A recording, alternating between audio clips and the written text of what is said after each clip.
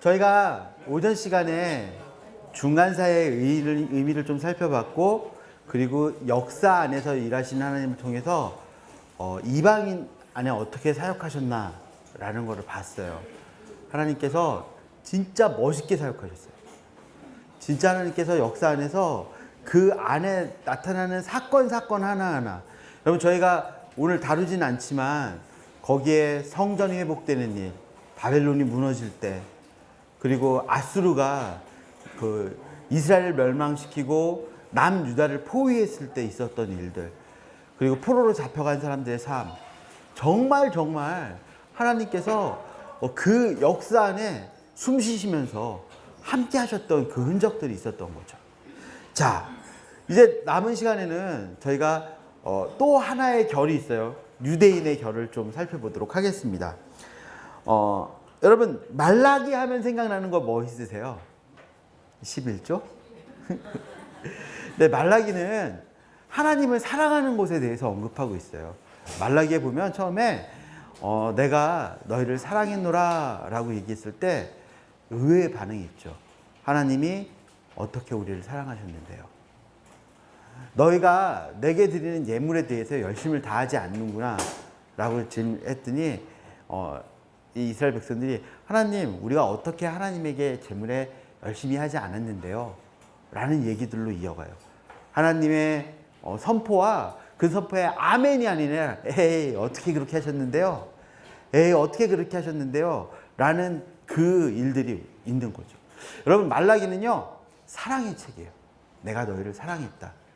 근데 그 사랑에 대해서 반응이 실망입니다. 실망.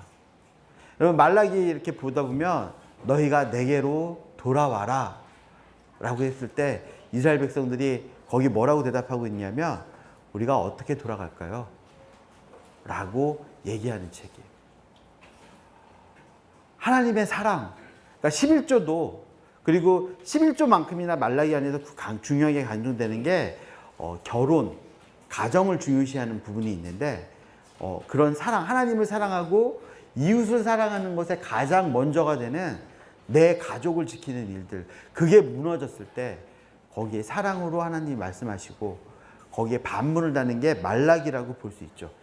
하나님의 사랑과 실망, 실망스러운 소망에 꺾인 자들의 반응. 사실 그럴만했어요. 그들이 겪었던 시간들. 여러분 우리가 포로 귀환을 한번 생각해 봐요. 고레스의 칙령으로 포로 귀환한 사람들은요 하나님의 소망을 가지고 돌아왔어요. 헌신해서 온 거라고요. 근데 거기 기다리고 있었던 건 영광과 성공이 아니고 또 다른 고난들이 기다리고 있었어요. 학개와 스가랴가 열심으로 하나님의 그 성령으로 인도해서 성전을 지었을 때 어떤 기대가 있었을까요? 이 성전을 지으면 영광이 임할 거야. 이 성전을 지으면 이 우리의 헌신에 하나님께서 함께 해주실 거야 라고 했는데 놀랍게도 아무 일도 일어나지 않았어요. 여러분 성벽이 세워지지 못해서 느헤미야 기억나시죠? 성벽이 세워지지 못해서 이놈 저놈, 여러분 스쳐 지나가는 자들이, 힘 있는 자들은 모두 예루살렘을 수탈하고 약탈해요. 불태워요. 우리가 성전을 지었는데, 우리가 돌아왔는데 왜 이 일들이 일어날까? 고통스러운 거예요. 느헤미야가 다시 성벽을 짓고 그 성벽 안에서 했을 때 모두 사람들이 하나님 앞에 돌아오는 것 같았지만 느헤미야가 바벨론, 페르시아로 잠깐 들어갔던 사이에 그곳에서 있었던 일들을 저희가 말라기에서 기억해 봐야 돼요. 여러분 어떻게 하나님 우리를 사랑하셨는데요? 라고 고백했던 사람들이요 신앙 없는 사람들이 아니었어요. 그 사람들이 헌신했던 사람들이에요. 그리고 그 헌신의 끝에 결과에 뭐냐면 하나님 어떻게 우리를 사랑하셨습니까? 우리가 하나님에게 어떻게 돌아갈까요? 라는 게 구약성경의 마지막 책이죠. 저는 요한복음을 읽으면서 깜짝 놀랐어요. 예수님께서 내가 길이요 진리요 생명이니 나로 말미암지 않고는 아버지께로 갈 자가 없더라. 근데 그걸 읽으면서 전 말라기가 생각이 나더라고요. 내게로 돌아와라. 우리가 어떻게 갈까요? 그 대답을 어디서 해주고 있는 거예요? 신약성경에서 해주고 있는 그런 스토리예요. 400년이라는 시간. 여러분 말라기에서 사람이 이미 실망했어요. 근데 그 말라기 이후에 그 400년이라는 기간 동안 우리가 앞선 시간에 한 역사에 대해서요, 정말 거지같이 살았어요. 숨 쉬는 것조차도 빌려서 쉬어야 될 정도로 다 뺏기고 갈갈이 찢어졌어요. 특히 누가요?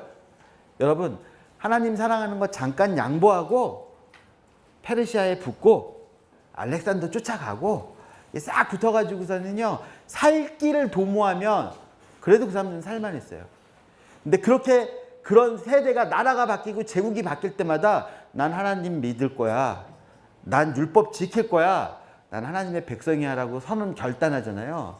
그러고 나면 개박살 나는 거예요. 죽어요. 여러분, 어둠이 더해지고 빛이 없는 것 같은 암흑이 계속되는 거예요. 근데 이스라엘 사람들이요, 거기서 하나님을 기다렸다고. 그러니까 앞선 거에서 다윗에서 바벨론까지 끌려갈 때 진짜 기고면장했잖아요, 이스라엘 사람들이. 근데 돌아온 사람들은 달라요. 포로 기간이 끝나고 돌아온 사람들은 좀 다른 모습을 보여줘요. 그들에게 어떤 일이 일어났었던 걸까요? 첫 번째, 성전이 멸망을 했잖아요. 여러분, 성전이 멸망을 했을 때 이 사람들은요, 정체성이 흔들렸어요. 고대 세계 사람들은요, 전쟁은 신과 신의 부딪힘이고 신과 신의 전쟁인 거예요. 그러니까 우리가 전쟁에서 이기는 이유는 우리가 힘이 세서 이기는 게 아니고 뭐 때문에 이기는 거예요? 우리 신이 이기는 거예요. 신이 힘이 있어서. 근데 바벨론하고 꽝 부딪혔는데 졌어요. 그럼 누가 진 거예요? 하나님이 진 거예요. 그게 현실이에요. 여러분, 아수르가 BC 701년에 예루살렘을 포위하고 아수르의 랍사게라는 그 장군이 나타나가지고요, 쓱 나타나서 예루살렘 성벽을 향해서 말을 하기 시작해요. 썰을 풉니다. 근데 여러분, 아수르가 무서운 것 중에 하나는요, 상대방의 심리를 이용해요. 이 랍사게가 애굽의 말, 그러니까 아시리아의 말로 하지 않고요, 히브리 말로 말을 해요. 그 히브리 말에 뭐냐면, 니네 하나님이 너희를 우리의 손에 맡겼다. 봐라, 세상에 어떤 신이 자기 백성을 우리 왕의 신의 손에서 건져낸 신이 누가 있냐? 니네 신은 이미 끝났다. 그러니까 히스기야가 너희를 꼬드겨서 하나님이 너희를 도울 수 있다는 말 하는 거 믿지 말아라. 증명됐지 않니, 우리 힘이. 모든 신들을 다 무찌르고 지금 너희 앞에 와 있는 거잖아. 그러니까 너희 신도 여태까지 경험했던 것처럼 우리에게 박살 난 거야. 그러니까 하나님 의지하지 말고 알아서 기어 나와. 항복해. 그 얘기를 한 거예요. 여러분, 그걸 히스기야의 신하들이 성벽 위에서 듣고요, 여러분 같으면 그런 얘기 들으면 어떡하실래요? 그런 믿음 없는, 하나님이 이미 졌어, 하나님이 이미 끝났어, 그런 소리 들으면 여러분 어떻게 하실 거예요? 아유, 저 아가리를 그냥 쫙 조용히 못해. 근데 여러분, 그 소리를 듣고 성벽 위에 이 히브리 관원들이 뭐라고 했냐면요, 고관들이 옷을 찢으면서 제발 그 말을 히브리 말로 말하지 말아 주십시오. 왜요? 성 안에 있는 사람들이 그 말을 들으면 마음이 어떻게 되는 거예요? 그렇구나, 이야, 그렇구나, 그럴 거 아니에요. 그래서 제발, 그러니까 저는 너무 당황스러운 반응이었어요. 제발 그 말을 히브리 말로 하지 말아 주십시오. 그 말을 듣고 히스기야가 옷을 찢고 이사야가 또 하나님의 전언을 전하죠. 하나님을 의지해라. 그래서 여러분, 701년 사내립이 그날 밤에 박살나는 사건이 거기 있잖아요. 근데 여러분, 그게 이슈예요. 여러분, 성경 전체에서 같은 사건이 3번 이상 기록되는 게 별로 없어요. 예수님 복음서에서 태어나시고 십자가에 못 박히시는 사건 외에는 똑같은 사건이, 심지어는 이방인이 한 말이요, 열왕기에 그대로 들어있어요. 이사야서에 그 말이 그대로 들어있어요. 역대기에 그 말이 또 그대로 들어있어요. 충격인 거죠. 신과 신의 전쟁. 여러분, 근데 그 아수르 때도 그랬는데요, 심지어는 어떻게 됐다고요? 멸망이 했다고요. 그럼 이게 설명이 필요한 거잖아요. 하나님이 힘이 없어졌어? 하나님이 힘이 없어서 져서 우리가 포로로 끌려왔다면 여기서 우리가 하나님 섬길 이유가 있을까요, 없을까요?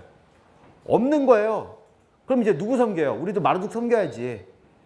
그런 갈등에 빠져 있는 거죠. 우리의 무능력 때, 하나님이 무능력해서 진 거냐, 우리의 죄 때문에 진 거냐, 그 갈등에 써있을 때 선지자가 쓴 책이 열왕기예요. 열왕기는 길을 보여줘요, 길을.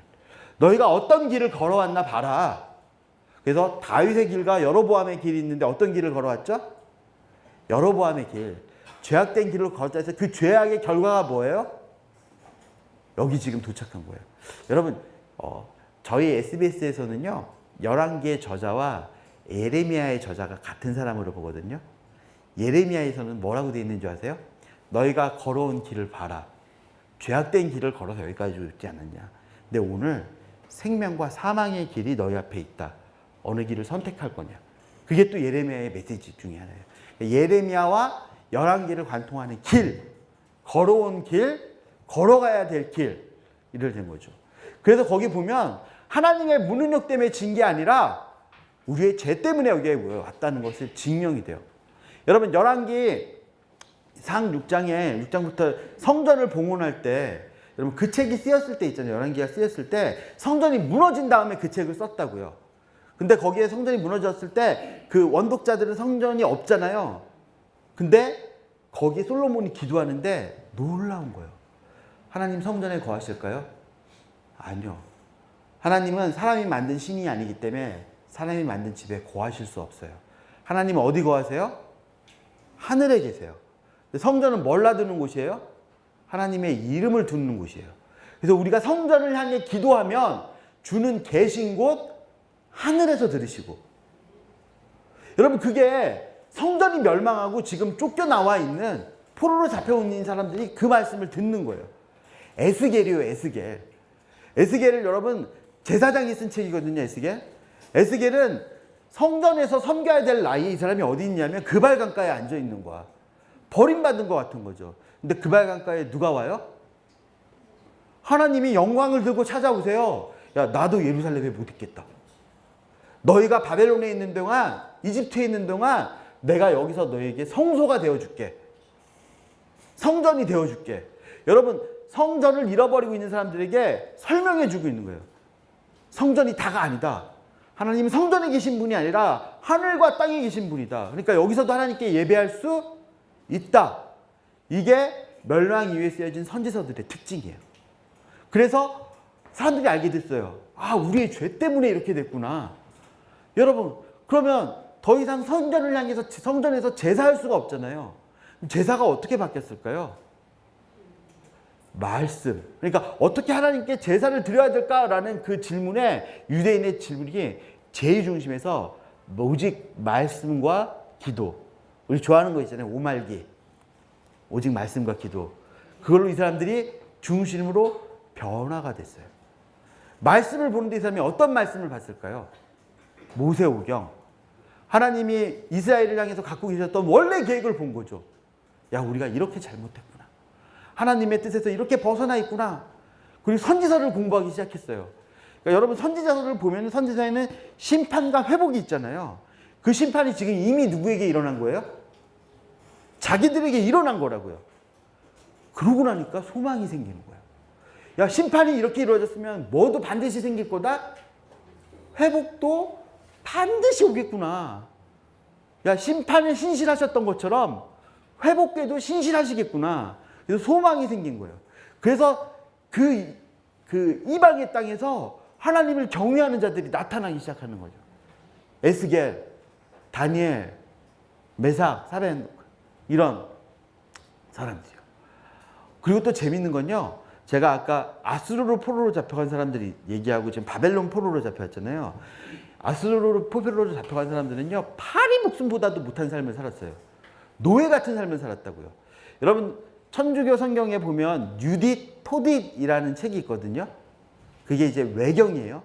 그 외경의 내용이 뭐냐면 아수르로 포로로 잡혀간 사람들이 어떻게 고통스럽게 살았는지가 거기 기록이 돼 있어요. 근데 바벨론은요, 괜찮았어요. 바벨론은 잡아와가지고 황무한 땅에 던져놓고 신경 쓰지 않았어요. 그들이 집단으로 정착할 수 있게 해주고, 그리고 그들이 거기서 무슨 신앙을 갖고 뭘 살든 관여하지 않고 그들의 공동체를 살도록 놔줬다고요. 여러분, 우리 예레미야 보면, 여러분, 예루살렘에서 바벨론으로 편지를 보내요. 포로로 잡혀간 사람들에게. 너희가 3년만 버텨라. 돌아올 거다. 근데 예레미야가 그때 또다시 편지를 쓰죠. 아니다. 거기서 결혼해라. 집 사라. 정착해라. 너희 터전을 일구어라. 70년이 차야 돌아올 거다라고 얘기해요. 여러분, 이 사람들이 그 예레미야의 말대로 거기서 뭐냐면요, 집단으로 정착하고 민족의 고유성과 순수성을 유지하면서 말씀을 연구하고 있을 수 있었다는 거예요. 그리고 유대인들은요, 그러면서 어떻게 살았냐면 교육에 힘썼어요. 상업에 힘썼어요. 그래서 바벨론에서 뭘 잡았는지 아세요? 교육을 잡았어요. 상권을 잡았어요. 여러분, 1차 포로 귀환 때 그 유대인들이 모두 돌아오지 않았다고요. 왜요? 이뤄놓은 게 너무 많으니까. 돌아온 사람들은 헌신한 사람들만 돌아온 거예요. 여러분, 그 사람들이 거기서 민족 고유의 순수성을 유지했어요. 근데 그 유지할 때 결정적으로 포인트 역할을 했던 게 뭐냐 하면 회당이라는 거예요. 회당. 회당은 흩어진 유대인들이 어디에 가든 성인식을 치른 10명, 그러니까 12살 이상의 유대인 남자 10명이 있으면 회당이 있는 거예요. 회당이. 그러면 그 유대인들은 3살부터 교육을 받기 시작해요. 그래서 12살까지 모세오경을 달달 암송합니다. 그리고 암송이 끝나고 12살이 되면 이렇게 되는 거예요. 그러니까 유대 하나님의 계획, 모세오경을 달달 알고 있는 사람이 10명 정도 되는 거죠. 그 사람들이 회당이 있는데 이 회당이 바벨론만 있었던 게 아니라 유대인들이 모든 흩어진 곳에 가면 반드시 그런 곳이 있더라는 거예요. 여러분, 그렇게 치면 빌립보에 바울이 갔을 때 거기 회당이 있었을까요? 없었을까요? 없었죠. 없어서 어디에 가요? 강가로 가잖아요. 그러니까 빌립보엔 유대인이 많았다는 거예요? 적었다는 거예요? 적었다는 거죠. 여러분, 데살로니가 같은 데는 여러분 회당이 힘이 너무 세가지고, 그렇죠? 회당이 그럼 데살로니카는 유대인이 힘이 셌다는 것을 볼 수 있겠죠. 그런 정말 훌륭한 그런 그 네트워크를 갖게 된 거예요. 그래서 이 사람들이요, 포로 이전에는 우상숭배라는 단어가 항상 유대인과 붙어 다녀요. 근데 포로 이후에는 우상숭배는 없습니다. 더 이상. 대신에 뭐가 있는지 아세요? 율법주의. 오직 말씀과 기도해서 너무 나갔어. 그래서 율법주의로 가게 되는 거예요.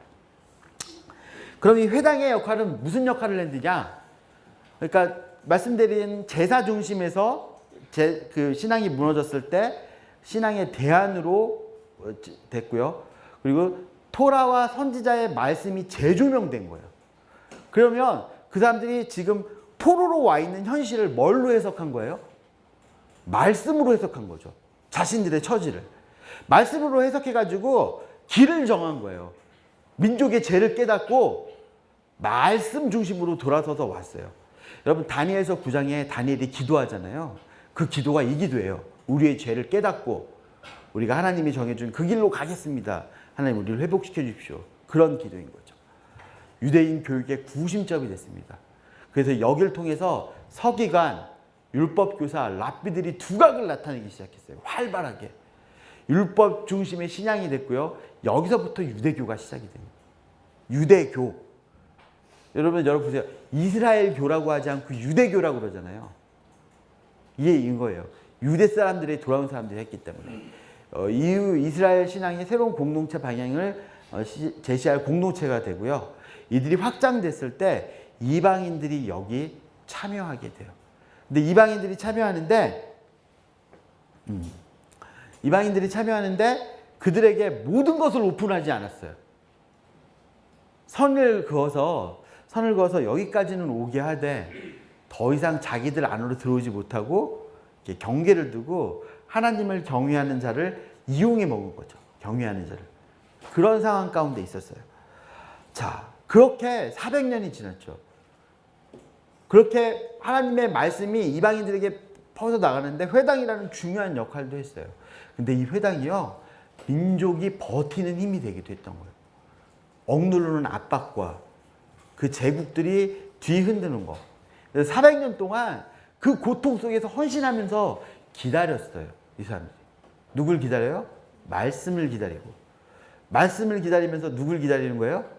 메시아를 기다리는 거예요. 자, 아까 전에 바벨론으로 잡혀간 사람들 얘기해드렸죠. 살만했다고. 페르시아는 좀 희망이 열리는 것 같았어요. 다 돌아가라고 그랬잖아. 그래서 돌아갔는데 페르시아가 머리를 잘 쓴 게 뭐냐면 돌아간 사람들에게 세금은 잊지 않고 걷어갔어요. 여러분, 세금. 고리 세금. 여러분, 돌아갔는데요. 페르시아가 등에다 빨대를 하나씩 꼽아놓고 때만 되면 쪽쪽 빨아먹는 거예요. 여러분, 고통스러운 시간이죠. 여러분, 말라기 보시고 에스라 니에미야 보시면 자기 자식을 노예로 팔고 딸을 이방인에게 주고 자기가 먹고 살기 위해서 누구를 하고 결혼해요? 이방인과 결혼하는 그런 현실의 문제가 부딪힌 거예요. 페르시아 다음에 알렉산더요. 알렉산더는 좀 다른 모습을 보여줘요. 알렉산더는 예루살렘을 점령하려고 딱 왔는데 그때 알렉산더 시의 예루살렘 대제사장이 좀 흰 옷을 입고 하얀 수염을 기른 한 사람이 길목에서 기다리고 있었대. 고레스를, 알렉산더를 딱 기다리고 있다가 그 다니엘서의 말씀을 딱 보여주면서 여기 나타난 이게 당신입니다. 우리 하나님이 당신을 알고 계셨고 예언하셨습니다. 라고 한 거예요. 그래가지고 알렉산더가 거기에요. 뿅 갔어요. 그래가지고 알렉산더가 유대인들을 되게 많이 위해줘요. 알렉산더가 가서 알렉산드리아라는 데를 세우잖아요. 그 도시에 경제를 누가 주축해서 일으켰는지 아세요? 유대인들이 네트워킹해서 일으켰어요. 좀 살만한 것 같았어요. 근데 그것도 오래 가지 않고 어떻게 됩니까? 박살나죠. 톨레미가 다스렸을 때 괜찮았어요. 율법도 지키게 해주고 율법 번역해서 자기네들 말을 온 세계에 그 하나님의 말씀을 퍼지게 하는 대우받는 학자들이었죠. 제가 그 70명이 알렉산드리아로 왔다고 그랬잖아요. 근데 애들이 번역 끝내놓고 돌아갔을까요? 안 돌아갔을까요? 안 돌아갔어요. 그래서 알렉산더에 70명의 랍비들의 후손이 살았어요. 그래서 알렉산더에요, 유대교가 아주 명석한 그 수뇌부가 거기 자리 잡은 거잖아요. 그래서 거기 유대 학파가 엄청나요. 알렉산더 출신의 누구 기억나는 사람 없으세요? 아볼로가 그 사람들 후손이라고요. 성령 안 받았는데 성경을 가지고 예수가 그리스도이심을 변증해낼 만한 그런 걸 갖고 있는 도시가 알렉산더예요. 그러니까 알렉산더가 그렇게 톨레미가 호의적이었어요. 근데 그 톨레미가 어떻게 됐다고요? 개박살이 났죠. 그리고 난 다음에 셀류키드라는 나라가 여러분 꿈을 꿨어요. 나는 꿈이 있습니다. 나에게는 꿈이 있습니다. 뭐냐면 저 알렉산더가 이루지 못한 헬라화를 우리가 이루겠습니다. 그래서 이 셀류키드 왕조의 왕의 성이 뭐냐면 안티오쿠스예요.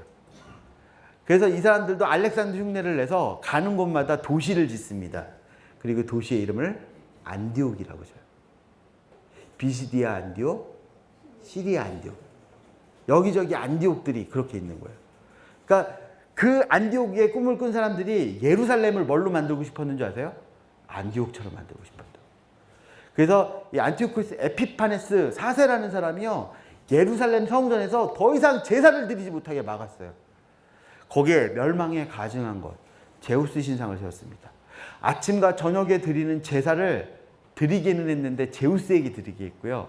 뭘로 드리게 했는지 아세요? 돼지피로. 여러분, 흑암이 더 짙어진 거예요. 좀 살만할 때도 있고 어려워지고 살만할 때도 있고 어려워지는데 그 어려움이 극에 달했어요.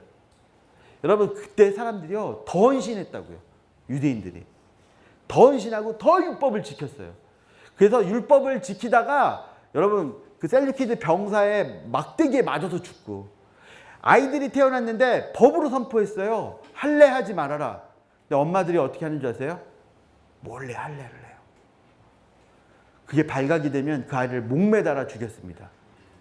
근데 목을 어떻게 매달아 죽였냐면 엄마를 세워놓고 엄마의 목에 줄을 걸어서 아이를 죽였어요. 그래도 포기하지 않았어요. 그때 예루살렘에서 태어난, 유다에서 태어난 아이들의 이름 가운데 가장 많은 이름이 뭔지 아세요? 예수. 가장 많은 이름이 호세아예요. 내 아이가 구원자가 될 거야.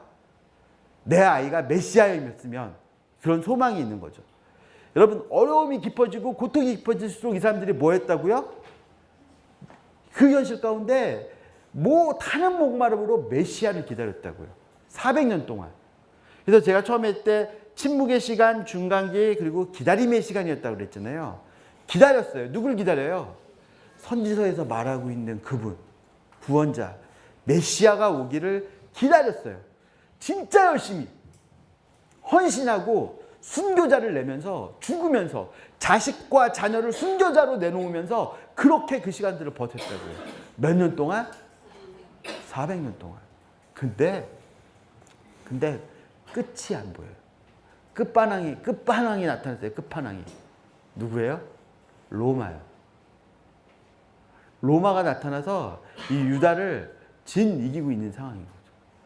여러분, 그 시간을 통해서 이 사람들이 기다리는 걸 우리가 이렇게 표현해요. 메시아 대망사상. 따라해 봅시다. 메시아 대망사상. 여러분, 기다리고 있는 거예요. 기다리는 거. 주님이 구원하는. 근데 이 메시아 대망사상이요, 하나가 아니에요.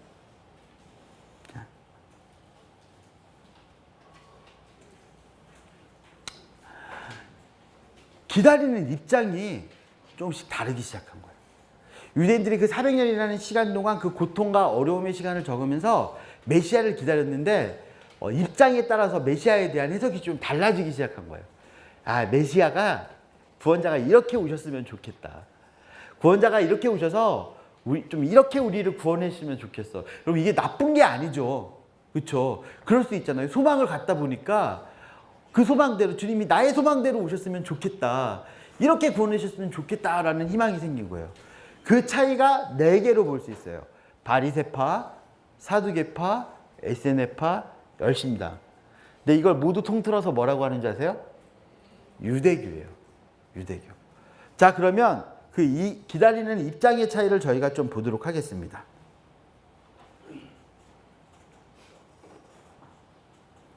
먼저 바리새파 사람들을 좀 보도록 하죠. 바리새라는 뜻은요, 분리된이라는 뜻을 가져요. 분리됐다. 유대교에 유입된 헬라, 그러니까 셀류키드가 헬라화 시키겠다고 막 혈안이 됐었다고 말씀드렸잖아요. 그 시대 때 그 헬라의 영향에 반대하던 하시딤이라는 사람들이 있어요. 분리된 사람들. 여러분, 이 마카비 왕조가 이 하시딤에서 나온 거거든요. 그 마카비라는 성질 더러운 제사장이 그 셀류키드의 사람들이 율법 못 지키게 하니까 그냥 집에 있던 망치로 두들겨 패가지고 죽여버렸네. 그리고 그 아들들도 지 아버지 성격을 닮아가지고 망치 들고 나가가지고 게릴라전으로 셀류키드하고 박 터지게 싸우다가, 여러분, 셀류키드가 물러나고 난 다음에 하스모니안 왕가라는 왕조를 세우는 그런 스토리가 있어요. 하여간에 열심히 뭐 했던 사람이에요? 특심이었던 사람들이에요. 근데 이 사람들은 중간 계층의 중간 정도 계층의 하급 제사장들이에요. 그리고 도시의 상공인들. 그러니까 여러분, 적어도 먹고 사는 거, 그리고 호분을 해결할 수 있는 기술이 있었던 거죠. 그러니까 좀 생활적으로 안정이 됐기 때문에 종교적으로 활동을 하고 열심히 낼 수 있었던 그런 것이 있어요. 그러니까 평신도 사역자, 뭐 그 정도.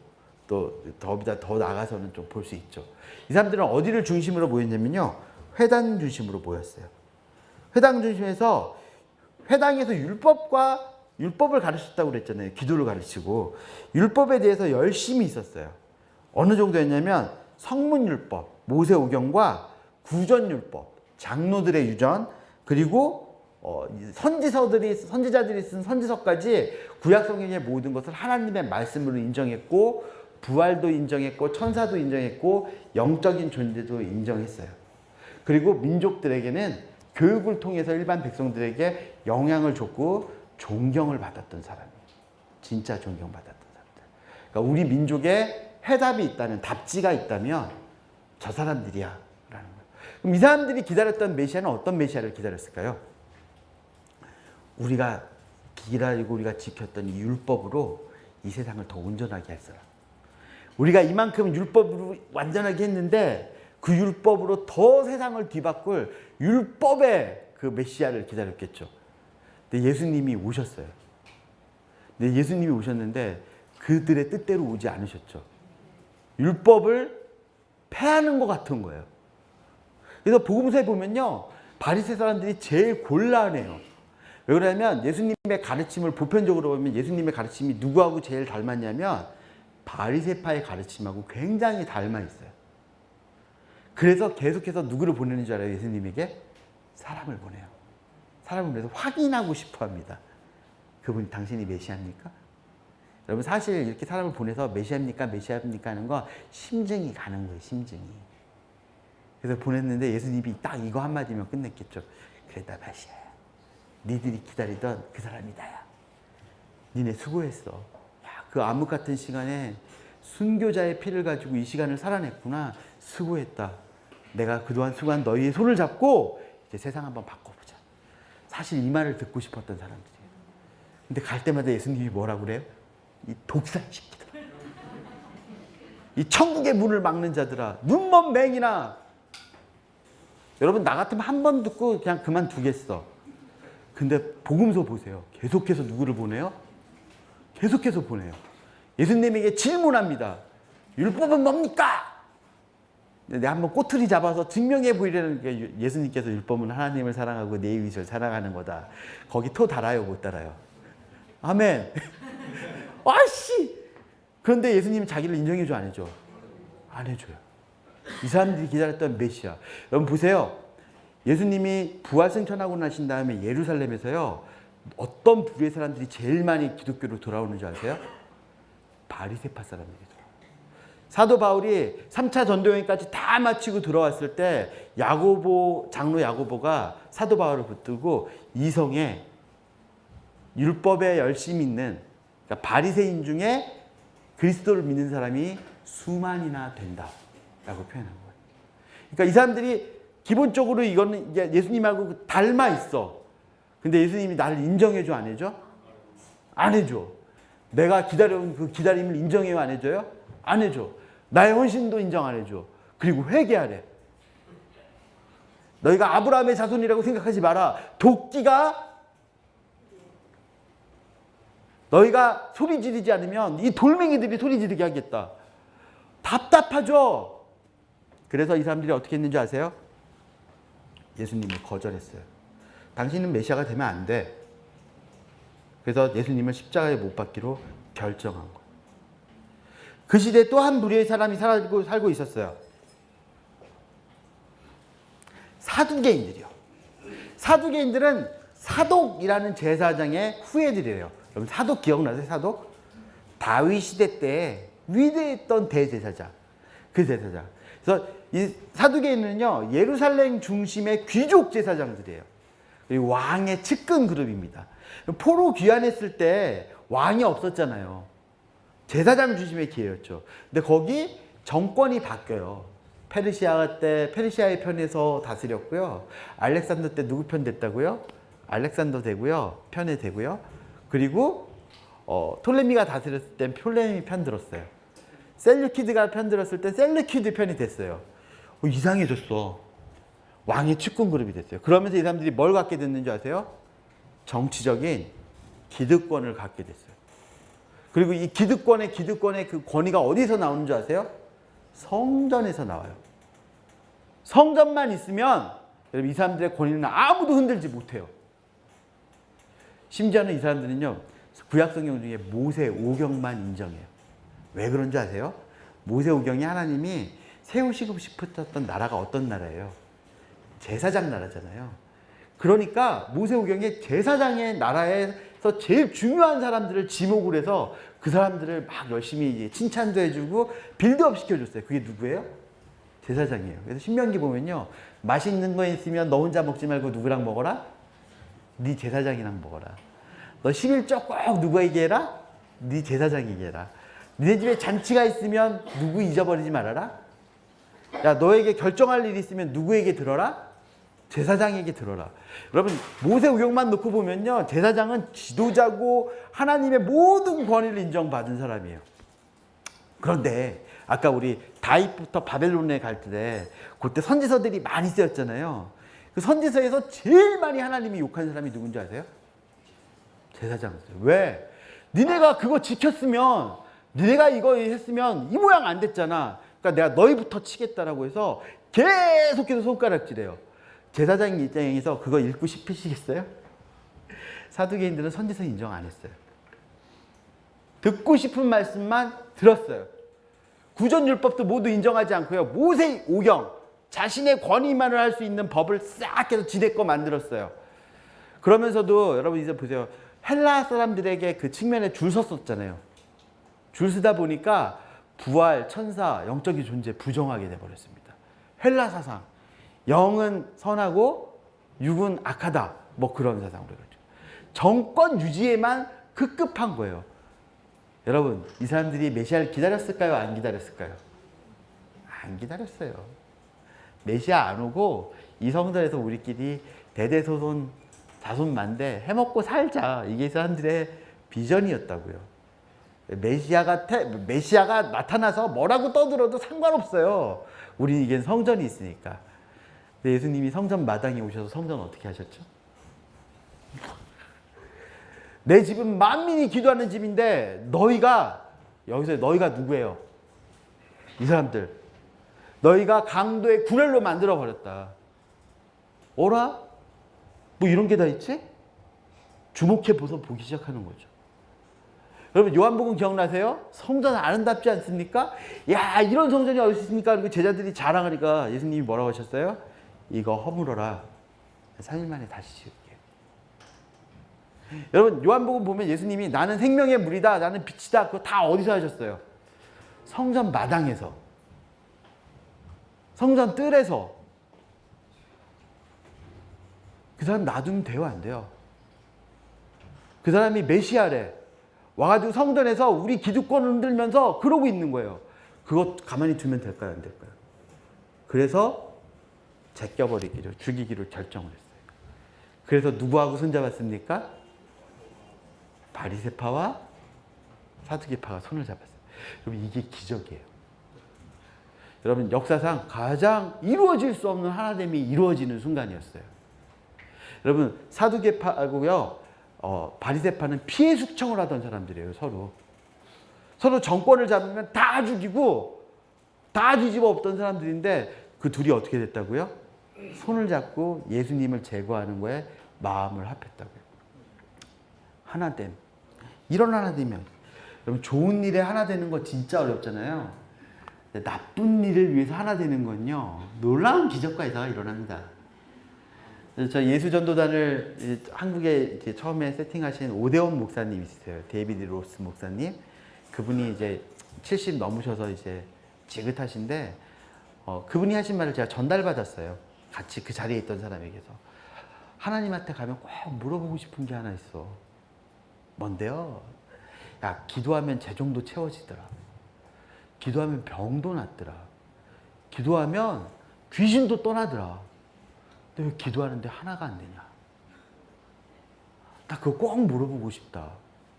근데 그 평생을 말씀으로 사시고 개척하셨던 분의 그 말이 저에게 이렇게 확 와서 닿아요. 하나됨. 그런 하나됨하고는 종류가 다른 하나됨이요. 근데 여러분 보세요. 우리가 교회에서 또는 믿음의 삶을 살면서요, 우리가 의외로 의견이 하나가 딱 되고 이제 하나가 딱 될 때 있잖아요. 그때 우리의 마음을 들여다 봐야 돼요. 그 안에 뭐가 있나. 사두개파 봤습니다. 시작. 그 다음에 나타나는 종파가 하나 있는데요. 바로 에세네파입니다. 에세네파는 바리새파보다도 더 엄격한, 그러니까 열심히 바리새파보다도 더 특심이 있어요. 그러니까 바리새파가 지키는 저 정도 율법 가지고 난 성에 안 차. 더 해야 되겠어. 그래서 극단적으로 여러분 영적인 것에 집착했던 사람들이에요. 안식일을 너무너무 강조해서 보통 평일도 안식일처럼 지냈던 사람들. 여러분 이런 사람들의 기준에 예루살렘에서 드리는 사두개인의 제사가 제사로 보였을까요? 인정이 돼요, 그게. 이 사람들이 더러운 것들, 저런 것들이 어떻게 하나님의 제사장이라고. 그래서 어디로 나갔어요? 광야로 나갔어요. 광야에서 수도원을 생활을 하면서 공동 재산을 갖고 엄격한 거룩함의 훈련을 했어요. 엄격한 자기 훈련을 했고. 근데 최근에 나타나는 어떤 자료들을 보면 그 분파 안에도 종파가 있어서 결혼을 허락한 분파도 있다라고 이야기를 해요. 그래서 세례 요한이 이 SNF파에 영향을 받은 사람일 것이다 라고 이야기하는 학자들도 있습니다. 그래서 너무 영적인 것만 믿었어요.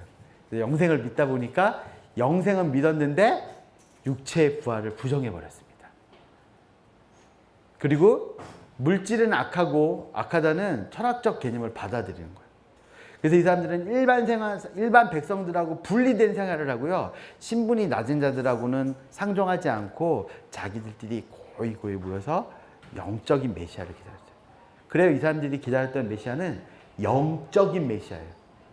메시아가 오셔가지고 이 세상에 부정하고 더러운 것들을 다 불태워버리고 지금처럼 진짜 거룩한 거, 진짜 영적인 그런 하나님의 나라가 이 땅에 올 거야! 라는 걸 믿음으로 기다렸던 사람들이죠. 근데 이 사람들의 귀에 뭐가 들어와요? 예수님에 대한 소문이 들어와요. 여러분, 세례 요한이 SNF파의 어떤 그 흐름을 따랐을 거라고 얘기하잖아요. 세례 요한이 기다렸던 메시아가 있죠. 뭐예요? 불로 타작마당을 만들어서 그 심판하고 모두 불태워버리고 하나님의 그 심판을 갖고 오셨잖아요. 근데 예수님이 오셔서 어떻게 하셨어요? 세리랑 친구 먹고 죄인들의 잔치에 앉아있고 가늠한 여인 왔는데 때려 죽여야 되나 안 때려 죽고 막 용서해주고 그러고 있는 거예요. 여러분, 이 영적인 개념으로 가는 사람들에게 예수님이 그게 메시아로 보일까요? 복음서에 보면 세례 요한이 예수님에게 사람을 보내요. 오실 그분이 당신입니까? 너 메시아 맞아? 너 메시아 맞아? 너 이러고 있는 게 말이 돼? 죄인들하고 친구 먹고 이런 게 너 지금 되는 거야? 라고선 질문하는 것 같아요. 근데 예수님께서 오히려 세례 요한이 누구인지를 설명해 줌으로써 확증하는 복음서의 한 키가 되기도 하죠. 여러분, 이 사람들이 기다렸던 메시아는 영적인 메시아예요. 이 땅에 살면 필요 없어요. 영적인 구원. 그런 것만 하는 메시아를 기다리고 있는 사람들. 여러분, 이 사람들 예수 인정 못해요. 그분이 메시아이면 안 돼요. 그래서 예수님 그 말씀하시고 사역할 때 관심이 없었던 사람들입니다. 또 한 사람들이 있어요. 열심당. 아론의 손자 비느하스의 후손으로 자처합니다. 여러분, 민수기 25장에 보면 그 모압 여자들, 이쁜 여자들, 그 중동에 눈 크고 막 눈썹 나태눈썹 같은 그 여자들 있잖아요. 거기 이스라엘 남자들이 뿅 갔어요. 얘네들이 작정하고 덤볐어. 그래가지고 막 호름하고 난리가 났는데 비느하스가 거기서 여러분 양꼬치 아시죠? 창을 들고 행음하는 이스라엘 자손을 꽂아서 꼬치를 만들어 버렸어요. 여호와의 질투로 대신 질투해 준 거죠. 하나님이 그랬더니 너무 고맙다고, 내가 너에게 평강의 제사장의 언약을 주겠다고. 그래서 언약의 제사장을 받은 사람이에요. 그 사람들의 후손이래요. 아마도 뻥일 것 같아요. AD 6년에 이제 다음 주에 저희가 마태복음을 하면서 그 수많은 헤롯들의 정체를 한번 발표해 볼 거거든요. 그때 헤롯 아켈라오라고 하는 사람이 파면을 당하면서 유대 지역에 구레네 시몬이라는 그 사람에게 총독에게 넘어가요. 총독에게 넘어갔으니까 이제 그 세금을 걷기 위해서 후족 조사를 하잖아요. 근데 유대인들은 율법에 후족 조사, 인구 조사하지 말라는 계명을 갖고 있어요. 진짜 진저리가 나기 싫은 거야. 그래서 그때 반란을 일으켰던 사람들이 자기의 명분을 누구에서 갖고 왔냐면 비느하스에서 땡겨가지고 우린 비느하스의 자손이다 라고 그러고 다니는 거죠. 대체적으로 바리새파의 신앙 노선을 따랐던 사람들이에요. 그런데 이 사람들은 이 사람들이 기다렸던 건 메시아가 나타나서 제국, 로마 제국을 뒤집어 엎고 실제적으로 이 땅에 나라를 다시 회복하는 그런 거예요. 이 사람들을 기다렸던 메시아는 어떤 메시아를 기다릴까요? 선동하는, 인기가 있는, 사람들의 그 메시지를 받아서 그 사람이 손짓 한번 야 저거 제껴 그러면 우와 할 수 있는 민중의 어떤 사람들을 기다리고 있는 거죠. 예수님이요, 얘네들이 기다리고 있던 메시아하고 가장 닮았어요. 그래서 예수님의 제자 가운데 열심당들이 있어요. 예수님의 인기가 높아지면 높아질수록 열심당들은 신다는 거예요. 자, 이제 때가 왔구나. 야, 막 그런데 여러분 마태복음 19장, 누가복음, 그 인기의 하이라이트에서 예수님이 뭐라고 했어요? 인자는 고난을 받고 죽을 거다. 아, 안 돼요. 여러분, 베드로가 주는 그리스도시요 살아있는 아들이십니다. 막 그랬는데 인자 그래? 야, 인자가 십자가에 못 박혀야 돼 라고 했을 때 베드로가 어떻게 해요? 막 꾸짖잖아요. 어린 반푼어치도 없는 소리 하시면 안 됩니다. 막 이 정도예요. 예수님이 사단아 물러가라. 그런 이제 소리까지 들을 정도로. 여러분, 안 돼요. 지금이 언제 다 준비됐는데 우리 재정도 준비됐고 우리 돈도 준비됐고 인기도 됐고 이대로 예루살렘 가서 밀어버리면 끝나요. 근데 주님 왜 이러세요? 열심당이요. 유다가 예수님을 팔았던 이유예요. 정말 그대로 되나? 여러분, 여러분 솔직히 말하면 예수님 십자가에서 그 손에 힘 한번 빡 주시면 그 못이 어떻게 됐을까요? 그 앞에서 조롱하고 있는 대제사장이나 로마 병장이 이마를 빡 깨뚫어 버리고 이것들이 그러고서는 십자가 딱 띄워놓고 나라라 슈퍼보드 딱 타고 땅끝까지 한 바퀴 휙 돌면서 복음 전하고 보여주면 끝나요. 얘네들이 원했던 거래요. 열심당이. 네가 메시아면 그렇게 하라고. 근데 예수님 그렇게 하셨어요? 예, 그렇게 하지 않으셨어요. 주님의 방법으로.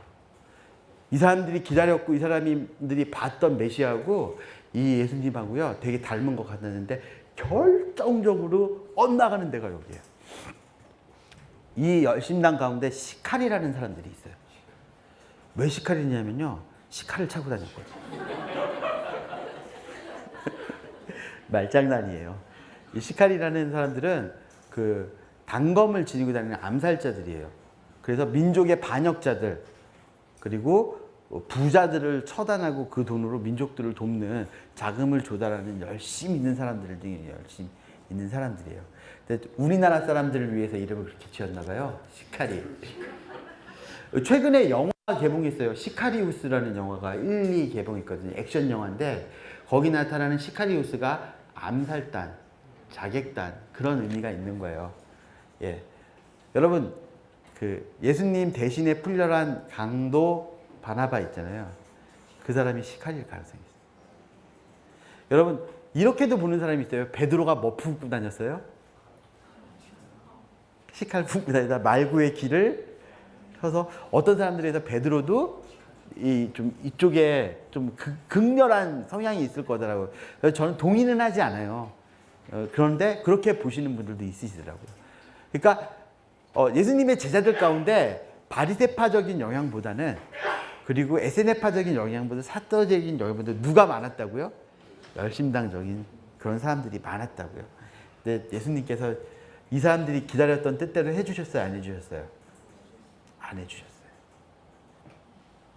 아유. 그리고 또 한 부류가 있어요.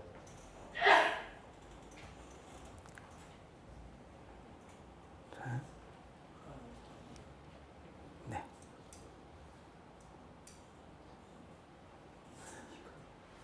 시카리. 그리고 이 땅의 사람들이요. 마태복음에 보면 흙 안에 앉은 백성들이라고 얘기해요. 이제 목사님들 계시지만 땅의 사람들이라는 거 구약 성경에부터 지칭하는 명칭으로 하나 나와요. 아하마레츠, 일반 백성들. 그러니까 유다 민족 안에 그냥 보편적으로 있던 사람들이 여러분 있어요. 그리고 이 사람들이 유다 민족 때 요시야 왕이 아버지였던 아몬 같은 사람을 그 땅의 사람들이 일어나서 처단하는 그런 이제 그 힘 있는 봉기를 한 적도 있습니다. 근데 이 흑암에 앉아 있는 사람들도 있어요. 이 사람들도 메시아를 기다렸어요. 근데 재밌는 건 앞에 말했던 바리새파, 에세네파, 사두개파, 열심당은요, 그래도 좀 살만했던 사람들인 것 같아요. 그러니까 왜 있잖아요. 뭔가 좀 해결됐기 때문에 종교적으로 하나님 앞에서 거룩하게 살아보려고 했던 사람들인데 이 사람들은요, 하나님의 백성은 맞는데 여러분, 한 끼 먹고 살기 위해서 율법을 범하는 사람들. 한 끼 먹고 살기 위해서 로마의 세리가 되고 나라를 팔아먹고 먹고 살기 위해서 가족을 위해서 창기가 되고 내가 하나님의 백성이 맞는데 그 백성대로 살지 못하고 정말 그 빛하고는 떨어져서 흑암 가운데 가서 자리를 틀고 앉아있는 이 백성들도 메시아를 기다렸다. 근데 이 백성들이 기다렸던 메시아는 어떤 메시아를 기다렸냐면요. 메시아가 오면 우리는 배고프지 않을 거야. 메시아가 오면 우리는 아프지 않을 거야. 메시아가 오면 우리는 슬프지 않을 거야. 그게 이 사람들의 소망이었어요. 여러분, 기다리는 입장이 생겼다고요. 400년 동안. 여러분, 하나님이 우리를 구원해 주실 건데 이왕이면 내 뜻대로 해주세요. 하나님 내 편이시잖아요. 하나님 쟤네들을 어떻게 기다렸는데 저것들이랑 어떻게 하세요? 내 손 잡아주세요. 내 손이랑 같이 해주세요. 하나님 뜻 이 땅에 이루어지면 안 돼요. 하나님의 뜻은 내가 원하는 대로 이루어져야 돼요. 그런 노선을 갖고 있는 게 누구라고요? 유대인들이라고요. 다 지들 입맛에 맞게. 근데 예수님이 그 땅에 오셨어요. 당황하신 거죠. 기다린다 했는데 기다리는 놈이 있어 없어? 기다리는 사람이 없는 거예요. 그리고 그들 가운데 예수님께서 사역하실 때 그들이 거절하는 이유가 뭔지 알아요? 하나님이 내 뜻대로 행해지지 않기 때문에. 근데 그거 아십니까? 예수님도 예수님 뜻이 있었다고. 예수님이 겟세마네 동산에서 기도하실 때 하나님 내 뜻대로 마옵시고 누구 뜻대로 해달라고요? 아버지의 뜻대로 해달라고. 여러분, 그때 예수님 당시에 수많은 선생님들이 있었는데 그 사람들 쓴 기도문이 엄청나게 많아요. 예수님은 기도문 안 가르쳐요. 한 기도문 남겨주셨어요. 그 기도문의 핵심이 뭔지 아세요? 하나님의 뜻이 하늘에서 이루어진 것처럼 땅에서도 이루어지다. 여러분, 신약 시대는 무슨 시대예요? 하나님의 뜻이 이루어지는 시대예요. 하나님의 뜻이, 하나님의 계획이 성취되는 시대예요. 근데 그 400년이라는 시간이 이 유대인들에게 그게 납득이 돼요, 안 돼요? 그거 되면 안 돼요. 주님, 하나님의 뜻이 그렇게 되면 안 되는 거죠. 저 이방인들이 어떻게 하나님의 자녀가 돼요? 우리가 기다렸는데. 하나님, 우리를 회복시켜 주셔야죠. 라고 말하는 게 바로 유대인들이에요. 여러분, 메시아 대망사상. 여러분, 사두개인, 바리새인, 열심당, 이 사람들이 이렇게 아셔야 돼요. 그게 예수님께서 그렇게 거절당하셨어요. 그런데 하나님의 뜻은 그들에게 거절당하지 않았죠. 부활승천하시고 오순절 마가다락방에 성령으로 임하셨어요. 그리고 그 말씀이 이방인들 가운데 하나님께서 택하신 그 이방인들 가운데 퍼져나가기 시작할 때 그게 누가 제일 불편해요? 유대인들이 불편해요. 거절의 이유가 있어요. 하나님의 뜻. 근데 또 하나가 있죠. 환영의 이유. 여러분, 누가 거절했어요? 유대인이 거절했어요. 하나님의 뜻이 이루어지는 걸 계속해서 거절하고 있어요. 그런데 그 세대 안에 환영하는 사람들이 있어요. 환영하는 사람들. 여러분 보실래요? 지금도요, 거절하는 이유가 있어요. 지금도 환영하는 이유가 있어요. 여러분, 중간사 이후에 사람에겐 두 가지가 있습니다. 옛날에는 유대인이어서 구원받고 이방인이어서 멸망했거든요. 근데 이 시간이 지나고 예수님이 오신 이후에는요, 거절하면 멸망하고 환영하면 구원받는, 하나님의 뜻을 거절하느냐 하나님의 뜻을 환영하느냐, 이 이야기가 들어지는 거예요. 여러분, 이게 중간사예요. 하나님의 뜻이 이루어지기 위해서 겪어왔던 시간, 하나님의 뜻이 이루어지기 위해 온 시간. 여러분, 이 안에 수많은 재미난 이야기와 역사의 이야기들이 있어요. 펠로폰네스 전쟁, 페르시아 전쟁, 1, 2, 3차 포에니 전쟁, 마게도냐 전쟁, 수많은 역사들이 있어요. 근데 여러분, 역사를 전공해서 그 역사와 연도를 줄줄줄줄 깨도요, 그 역사의 의미를 모르면 그건 아니에요. 그래서 저는 오늘 이 시간 여러분하고 역사의 의미를 짚은 거예요. 이렇게 신약시대가 시작이 되는 거라고요. 사도행전 1장 보도록 하겠습니다.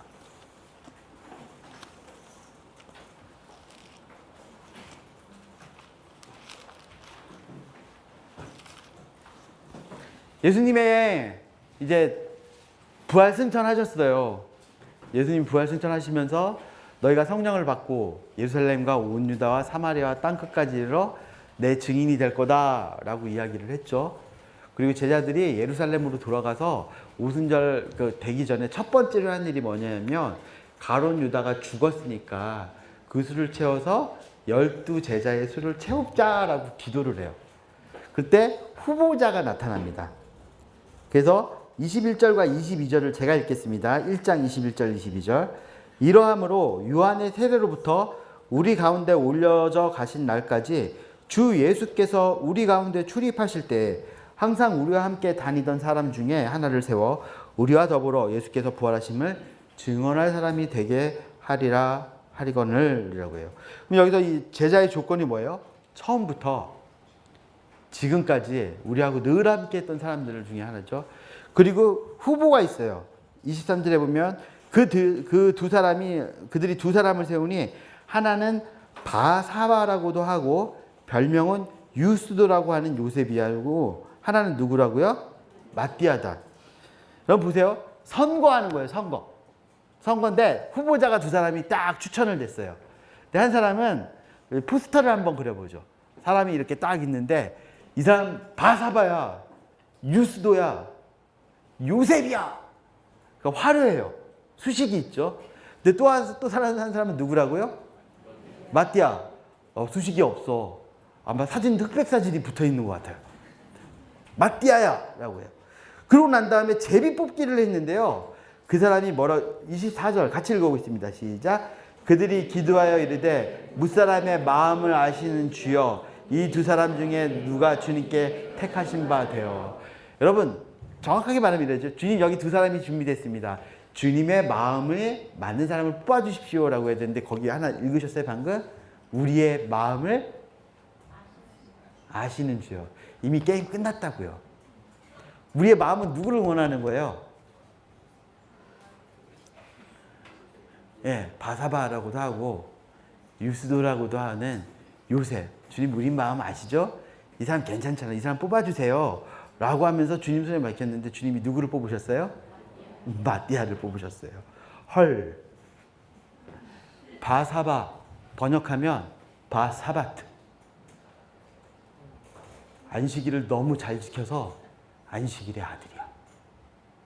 바디메오. 디메오의 아들. 바가 아들이라는 뜻이에요.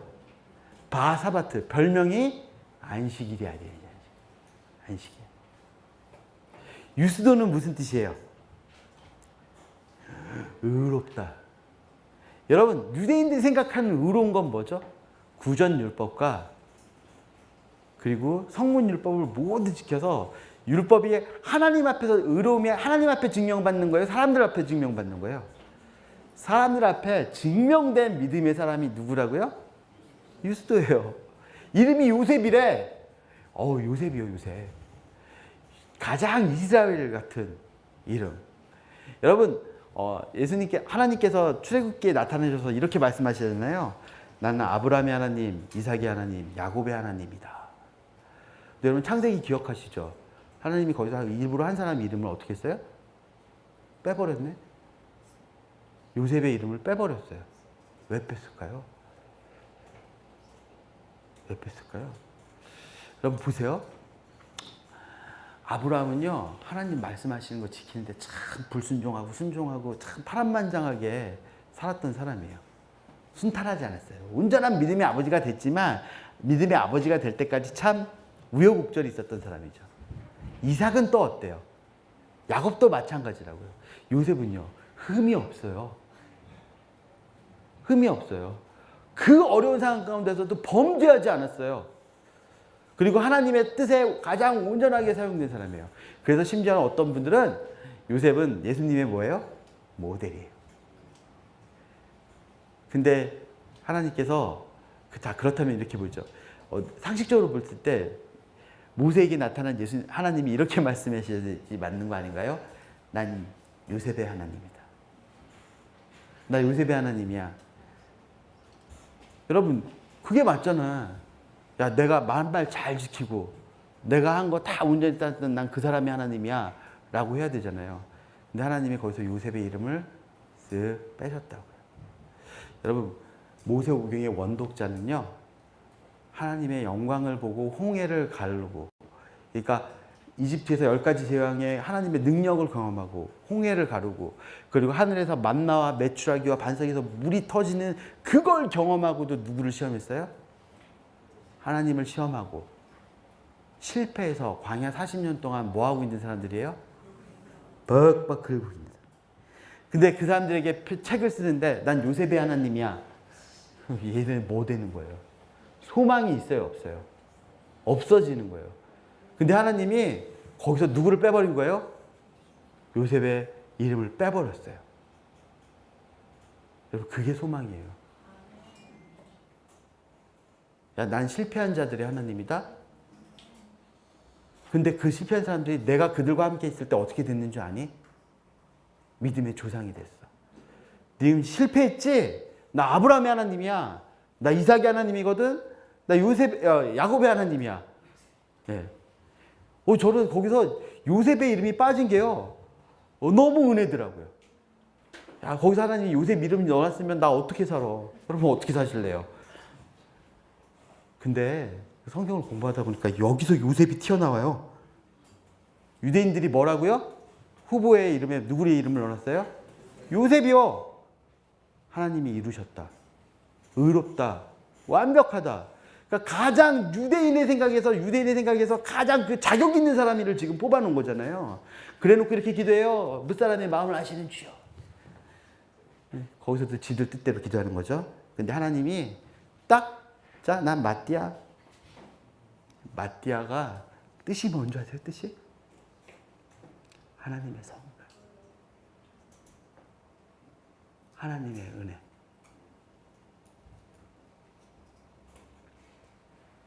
그럼 사도행전은요, 이거 하나로 끝나요. 사도행전은 그 선물이 막 퍼졌어. 그래가지고 이방인들이 그 선물을 받고 기뻐하는데, 유대인들은 뭐요? 안식일, 율법, 우리의 뜻. 하나님의 뜻이 이루어지는 게 아니라 그래도 이 뜻이 이루어지잖아요. 그러면서 자기 뜻을 드러내는 것과. 근데 그 뜻에 영향받지 않고 하나님께서 하나님의 선물을 온 땅 가운데, 땅 끝까지 가지고 가고, 그 땅 끝에서 내가 그들과 함께한다. 내가 그들의 죄를 사해준다. 이게 하나님의 뜻이에요. 그게 아브라함부터 다윗까지, 다윗부터 바벨론까지, 바벨론에서 예수 그리스도까지, 예수 그리스도에서 세상 끝날까지, 그게 하나님의 뜻이라고요. 여러분, 그래서 지금도 우리는 이 두 선택의 기로에 서 있어요. 환영할 거냐, 거절할 거냐. 하나님의 뜻이 이루어지는 그 순간에. 중간사는 그래서 이해하기 힘든 시간인 것 같아요. 중간사를 살고 나면 이해됐어. 이 시간을 살고 나니까 아멘, 나 믿음이 생겼네. 이래도 살면 되지. 그랬으면 너무 좋겠어요. 근데 중간사 그 힘든 시간을 겪고 하나님의 뜻이 딱 이루어지는데 그 뜻이 이해가 안 돼. 근데 그거 아세요? 여러분, 우리는 이해하고 사는 사람 아니에요. 이해받으면서 어떻게 사람이 세상을 살아요? 믿으며 사는 사람이죠. 여러분, 저는 결혼하기 전에 소망이 있었어요. 희망이. 결혼하면 나 이해받고 살 거야. 용납받을 거야. 그런 소망이 있었어요. 그래서 저를 이해하고 저를 용납할 만한 자매님에게 이렇게 열심을 내어서 용납방에서 결혼했죠. 결혼하고 자녀가 태어나고 세월이 지나면서 알아지는 게 있더라고요. 누가 나를 이해해. 반대로 내가 그녀를 이해할 수 있을까요? 여러분, 예수님이 이 땅에 오셔서 이해받지 못하셨다고요. 거절당하셨다고요. 근데 우리가 하나님을 믿는다고 그러면서 사람들에게 이해받으려고 그래요. 여러분, 우리 주님이 그렇게 살지 않으셨어요. 여러분 마태복음 다음 주에 보면 이제 여기서 이어간다면 예수님이 좁은 문으로 가라고 하셨어요. 좁은 문 넘어가면 넓은 길이 나올 것 같으세요? 이 길이 언제 끝날까요? 이 원독자들 중간사를 산 사람들이요, 우리가 욕하면 안 돼요. 바리새인 욕하지 마세요. 사두개인, 열심당, 예세네파, 여러분 우리 한국 교회가 우리가 그러고 살아요. 여러분 우리 얘기한 거예요. 여러분 이 사람들이 계속해서 설명하려고 들었고 계속해서 이해하려고 들었어요. 여러분 우리는 믿어드리면 어떨까요? 하나님의 뜻이 있지. 이 시간이 하나님 앞에 이루어질 거야. 그거 믿으시겠어요? 제가 기도할게요.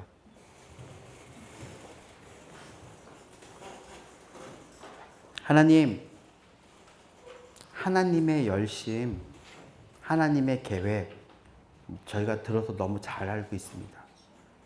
근데 그 하나님의 열심과 하나님의 계획이 우리의 삶 가운데 들어오기 시작할 때 저희는 때로 당황합니다. 그 하나님의 열심과 하나님의 계획이 우리의 삶 가운데 이루어지기 시작할 때 때로는 그 뜻이 이루어지지 않았으면, 때로는 하나님 나한테 왜 이러십니까? 라고 기도했던 저희들입니다. 주님, 저희를 용서하여 주시옵소서. 하나님, 우리가 이렇게 짧은 머리와 이렇게 짧은 생각으로 하나님의 깊음을 이해하려고 들었습니다. 우리가 이렇게 몇 년 살지 못하는 우리의 짧은 연수로 하나님의 시간을 설명하려고 들었습니다. 주님, 우리는 그거 설명 들을 수 없습니다. 이해 못합니다. 그래서 주님 우리에게 믿음을 허락하여 주시옵소서. 그래서 하나님 그 중간사의 끝에 거절하기도 하고 환영하기도 했지만 결국에 주 예수가 하나님의 아들이신 것을 믿는 그들에게 하나님의 자녀가 되는 권세를 주신 그 권세가 우리 삶 가운데 능력 있게 하여 주시옵소서. 여러분, 세상이 끝나는 날까지 항상 우리와 함께하기 원하시고 우리의 죄를 사하여 주시기 원하시는 그 예수님의 이름으로 기도드렸습니다. 아멘.